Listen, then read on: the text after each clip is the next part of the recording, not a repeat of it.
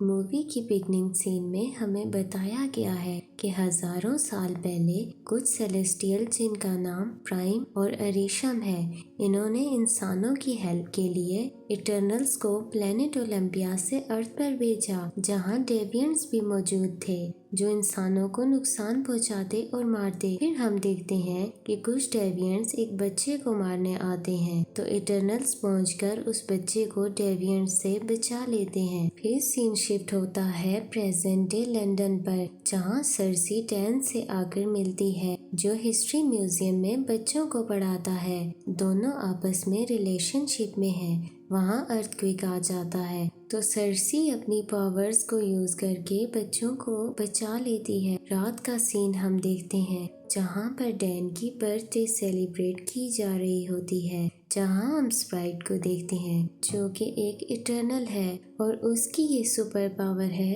कि वो खुद को दूसरों के रूप में बदल सकती है और एक शक्ल के कई इंसान बना सकती है। बर्थडे सेलिब्रेट करके वो घर जाने लगते हैं तो वहाँ एक डेविएंट आ जाता है और वो उसे मारने की कोशिश करते हैं, मगर वो बहुत पावरफुल होता है। उसको मारने के लिए इकारिस पहुंच जाता है और वो डेविएंट को मार देता है। डैन काफी हैरान होता है कि तुम लोग कौन हो, तो सर्सी बताती है हम इटर्नल्स हैं, हम 7000 साल से अर्थ को प्रोटेक्ट कर रहे हैं। जिस पर डैन कहता है कि जब थैनोस ने अटैक किया था तब तुमने उसे क्यों नहीं रोका, तो वो कहती है हम सिर्फ वही लड़ाई करते हैं जिसमें डेविएंट्स हो, और इकारिस के बारे में बताती है कि मेरा उसके साथ 5000 साल का रिलेशनशिप रहा है, फिर वो अचानक गायब हो गया था, मुझे आज मिला है, और वो कहती है कि मुझे अब जाना होगा। इकारिस, सर्सी और स्प्राइट मिलकर इस डेविएंट के बारे में बात कर रहे होते हैं कि वो बहुत ज्यादा स्ट्रॉन्ग हो गए हैं, उनके पास अब हीलिंग पावर भी है और इस बार ये इंसानों पर नहीं बल्कि इटर्नल्स पर अटैक करने के लिए आए हैं, हमें फिर से यूनाइट हो जाना चाहिए। फिर सीन शिफ्ट होता है 2500 साल पहले बेबीलोन पर, जहाँ इटर्नल्स मिलकर लोगों को डेविएंट्स से बचाते हैं।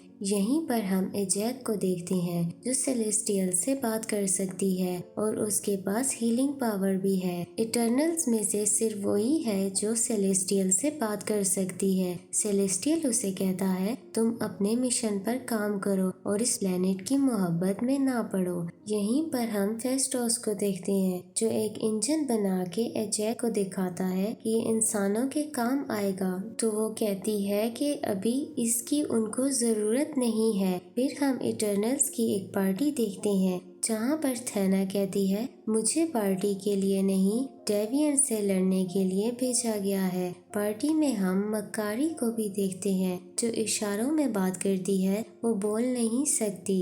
ये सीन शिफ्ट होता है गुप्ता एम्पायर 400 AD पर, सर्सी और इकारिस की शादी हो रही है। अब हम प्रेजेंट टाइम में देखते हैं जहाँ सर्सी, इकारिस और स्प्राइट एजैक से मिलने जाते हैं और देखते हैं कि उसे डेविएंट्स ने मार दिया है। वहीं पे हम सर्सी को सेलेस्टियल से बात करता देखते हैं क्योंकि सर्सी में अब एजैक की पावर्स आ चुकी हैं। फिर हम 1521 AD देखते हैं जहाँ कुछ लोग गन से लड़ाई कर रहे हैं। ड्रू कहता है हमें इन लोगों को बचाना चाहिए, जिसकी वजह से इटर्नल्स की आपस में लड़ाई शुरू हो जाती है। यहीं पर हम ये भी जान पाते हैं कि थैना को भूलने की बीमारी है और वो इटर्नल्स को भी एनिमी समझकर उन पर अटैक कर सकती है। इसी दौरान एजैक कहती है अब हमें अलहदा होकर अपनी अपनी लाइफ जीनी चाहिए। किंगो पर सीन शिफ्ट होता है जो मूवीज में काम करता है और बॉलीवुड का एक एक्टर बन गया है और उसके असिस्टेंट का नाम करुण है।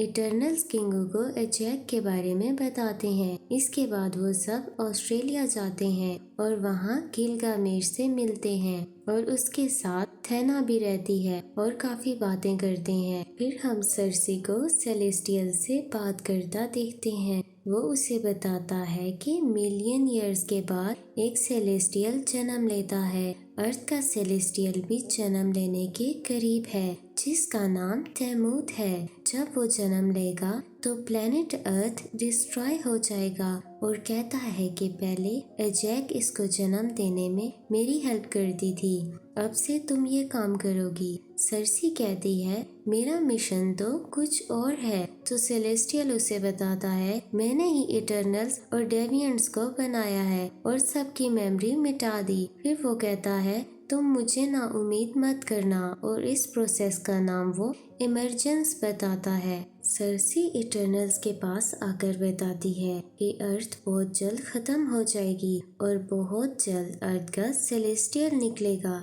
ये भी बताती है कि सेलेस्टियल ने हमें और डेविएंट्स को बनाया है। पहले तो वो सब हैरान होते हैं, फिर कहते हैं कि हम इस प्रोसेस को रोकने में तुम्हारी हेल्प करेंगे। इसके बाद वो सब अमेज़न की तरफ निकल जाते हैं ड्रूक से मिलने। वो ड्रूक को कहते हैं हमारी हेल्प करो, लेकिन वो साफ इनकार कर देता है। फिर इकारिस सर्सी से कहता है कि मुझे डर है कि सेलेस्टियल तुम्हें कोई नुकसान न पहुंचा दे क्योंकि तुम उससे गद्दारी कर रही हो। तो सर्सी कहती है जो होगा देखा जाएगा। फिर सर्सी उससे पूछती है तुम मुझे छोड़कर क्यों चले गए थे। वो उसे बताने ही वाला होता है कि डेविएंट्स अटैक कर देते हैं। फिर वहाँ इटर्नल्स और डेविएंट्स के दरमियान लड़ाई शुरू हो जाती है। डेविएंट्स बहुत ज्यादा पावरफुल हो चुके होते हैं। थेना फिर से मेमोरी खो देती है। इस लड़ाई में क्रो गिलगामेश को मार देता है। ड्रूक सबसे कहता है मैं तुम्हारी हेल्प के लिए तैयार हूँ। फिर सीन शिफ्ट होता है 1945 हिरोशिमा पर, जहाँ फेस्टोस सारी तबाही देखकर बहुत रोता है और एजैक से कहता है मेरी टेक्नोलॉजी की वजह से आज ये सब हुआ। आज के बाद मैं कोई इन्वेंशन नहीं करूँगा। इकारिस और सर्सी फेस्टोस से मिलने शिकागो आते हैं। फेस्टोस उनकी हेल्प के लिए मना कर देता है और उसका फ्रेंड कहता है कि अगर तुम इंसानियत के काम आ सकते हो तो जाकर हेल्प करो। इसके बाद वो इराक में जाते हैं मकारी के पास। फेस्टोस ब्रेसलेट बना के दिखाता है कि हम एक दूसरे की पावर्स को यूज करके इस मिशन को पूरा कर सकते हैं। फिर सब सेपरेट हो जाते हैं, सोचते हैं क्या हमें ये काम करना चाहिए या नहीं। इकारिस 6 दिन पहले हुए एक्सीडेंट के बारे में सोचता है जहाँ एजैक उसे मिलने आई थी। वो एजैक के कहने पर ही सर्सी से अलहदा हुआ था। उसे एजैक ने इमरजेंस के बारे में भी बताया था। उसे ये भी बताती है कि इमरजेंस 7 दिन बाद होगी। एजैक उसे कहती है कि मुझे इस प्लेनेट से बहुत लगाव हो गया है। इकारिस बहाने से उसे अलास्का ले जाता है, डेविएंट्स के बारे में बताता है, फिर उसे धक्का दे देता है। डेविएंट्स उसे मार देते हैं और वो एजैक की बॉडी उठाकर वहाँ से ले आता है। अब हम इकारिस और सर्सी को देखते हैं। इकारिस उससे कहता है आई लव यू और मैं तुम्हें कभी नहीं छोड़कर जाऊंगा। इसी दौरान सर्सी को महसूस होता है कि इमरजेंस होने वाला है, तो सब फेस्टोस से पूछते हैं कि इमरजेंस दुनिया में किस जगह पर हो रही है। तो वो कहता है मुझे इस जगह के बारे में मालूम नहीं। फिर वो कहता है कि इमरजेंस की लोकेशन ढूंढने के लिए हम मकारी को भेजते हैं। मकारी पूरा प्लेनेट घूमती है और इमरजेंस की लोकेशन ढूंढ लेती है। फिर इकारिस सबको बताता है कि मुझे इस इमरजेंस के बारे में एजैक ने बता दिया था और इमरजेंस की वजह से हजारों न्यू प्लैनेट्स जन्म लेंगे। तो सब समझ जाते हैं कि इकारिस ने ही एजैक को मारा है। मकारी इधर पहुंचकर उनको इमरजेंस की लोकेशन बताती है। तो इकारिस कहता है उसको रोकने की कोशिश मत करना वरना मैं तुम सबको मार दूंगा। इकारिस वहां से जाने लगता है तो स्प्राइट और किंगो उसके साथ हो जाते हैं। अब इटर्नल्स की टीम 2 टुकड़ों में पड़ चुकी है। फेस्टोस ब्रेसलेट बना के सबको देता है ताकि सब एक दूसरे की पावर्स यूज कर सकें। इटर्नल्स वहां पहुंचते हैं तो इकारिस स्प्राइट से कहता है तुम इमरजेंस को संभालो, मैं इनसे लड़ता हूँ। इकारिस ड्रूक को मार देता है। मकारी काफी फाइट करती है इकारिस से। सर्सी फेस्टोस से कहती है तुम इकारिस को बिजी रखो, मैं जाकर इमरजेंस को रोकती हूँ। इसी टाइम क्रो भी वहाँ आ जाता है, उन पर अटैक कर देता है। थेना की मेमोरी चली जाती है।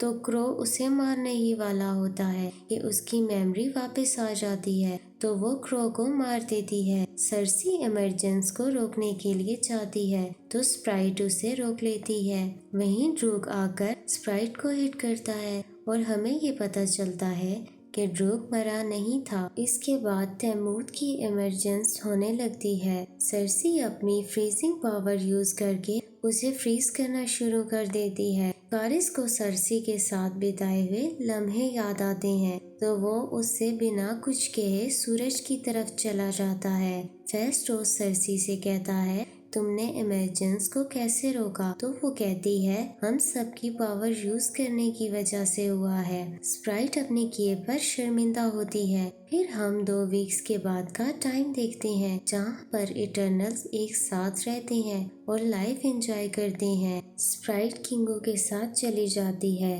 डैन सर्सी से मिलने आता है और उससे बात कर रहा होता है कि वहाँ सेलेस्टियल आ जाता है और सर्सी को साथ ले जाता है। कहता है कि तुमने एक सेलेस्टियल को मारा है, अब मैं तुम्हें इसकी सजा दूंगा। फिर हम पोस्ट क्रेडिट सीन देखते हैं, जहां इटर्नल्स कहते हैं कि हम बकाया साथियों को कैसे तलाश करेंगे। तो वहीं एक पोर्टल होल से पिप द ट्रोल अपीयर होता है और उसके साथ थैनोस का छोटा भाई स्टार फॉक्स भी होता है। वो कहता है कि मैं तुम्हारी हेल्प करूंगा इटर्नल्स को तलाश करने में। फिर हम लास्ट सीन देखते हैं, जहां डैन अपनी जॉब पर आता है और एक बॉक्स ओपन करता है। उसमें एक सॉर्ड पड़ी होती है। वो उसे टच करने ही वाला होता है तो मूवी एंड हो जाती है और हमें ये पता चलता है इटर्नल्स की नेक्स्ट मूवी में डैन ब्लैक नाइट का रोल अदा करेगा।